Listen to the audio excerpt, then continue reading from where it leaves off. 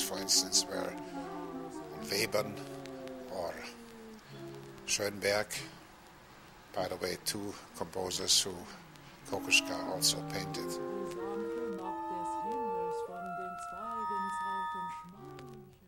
He knew very well Adolf Loos, who was like a father figure to him in a way. He knew Schönberg extremely well, Karl Kraus, the great satirist, Peter Altenberg, the poet, other composers such as Webern and Berg, actors, writers, all the key figures of Viennese intellectual life at that time. He'd known Schiele very well, I think. He'd known him quite well as a young man, as far as I know. And of course KLIMT he knew well, and he always spoke well of KLIMT. But of course KLIMT was of an earlier generation. Even though they were, both Kokoschka and Schiele were influenced by KLIMT, they developed their own individual style. What differentiates Kokoschka from the other two, by the way, is also the fact that Kokoschka was the only one who was not only totally focused on his art, but had also other cultural interests. He was interested in literature, he was interested in music, he was writing. Man does not live by bread alone, as the church has it. But mere words don't fill the belly either. I learned this the hard way in my storm and stress days in Berlin, when I was painting the series of portraits, to which no one could apply the saying, "Fine feathers make fine birds." I seldom came to the point of signing these pictures, for in those days I was still shy of selling my work. When the decisive last moment came, I always sheared off. I preferred to abandon both picture and color box. But then came the problem of how to get more paints. There was no solving the riddle, how to keep going as a freelance artist without starving. Many a time in winter did I press my nose against the frozen window panes of the Romanisches Café in the hope of learning how the celebrities inside there did it. My first Christmas Eve in Berlin was spent with a friend of mine, an unemployed, now half-blind actor, who used to give publicity talks on modern painting at the headquarters of the little expressionist art periodical, Der Sturm, which I had helped to found. Both of us sat wrapped in rugs, because we had no coal, warming our benumbed hands over a kettle on the spirit stove. The sky was all starry, and from the fourth story of the building one could see down into the backyard, where the icy wind had heaped up high piles of snow, which the caretaker was leaving for the spring thaw to remove. There was a special reason why we had become friends. It wasn't only that we were both alone on our beam ends in the great city, and that nobody understood my work and everyone scoffed at his acting. Not at all. It was that we both saw things that simply weren't there for other people. Perhaps our blood was thinner from so much fasting. We shared a little fantasy about a daughter whom we agreed to call Virginia.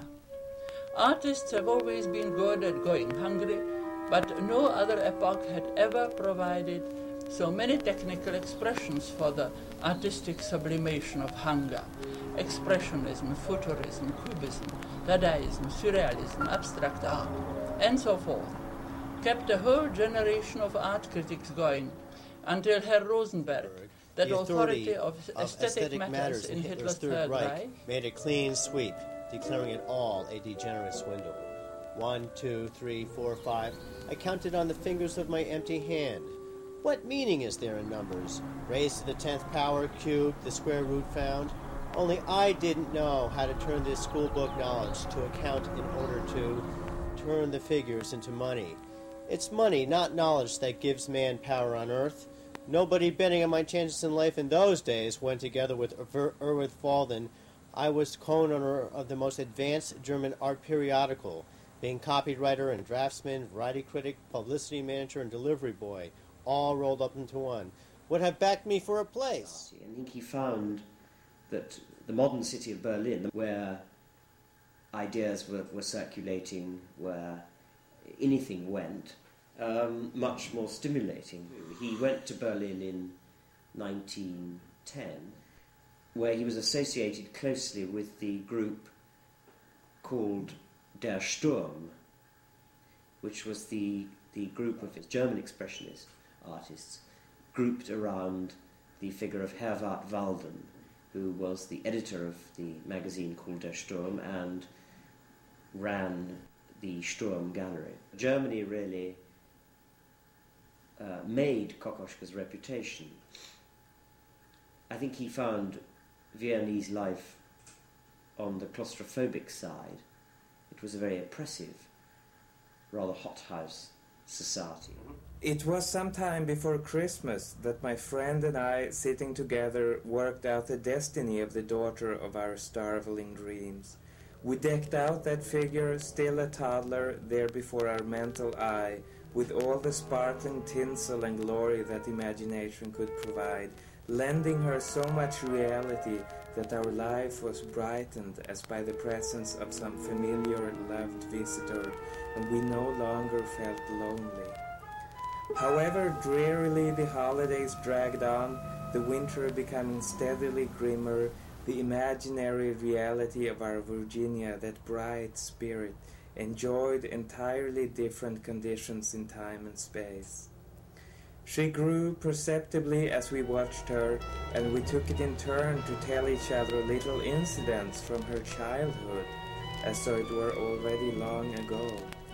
For instance, how she played with a tortoise, and, being still just a little girl, she could surely have stood on its shell, balancing with outstretched baby arms, like an acrobat on a rolling ball. It was that clumsy fellow's fault. The report from the gun killed the tortoise.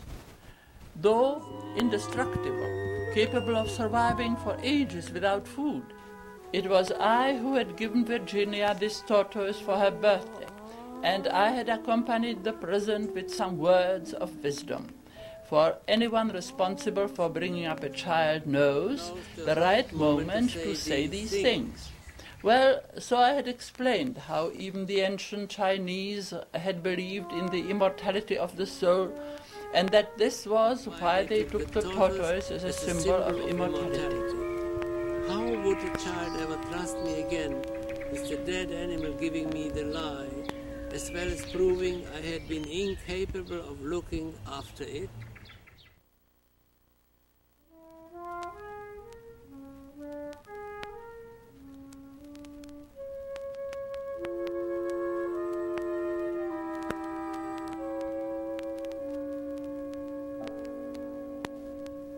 His great love affair with Alma Mahler, who was the widow of the composer Gustav Mahler, drew out some of his finest works.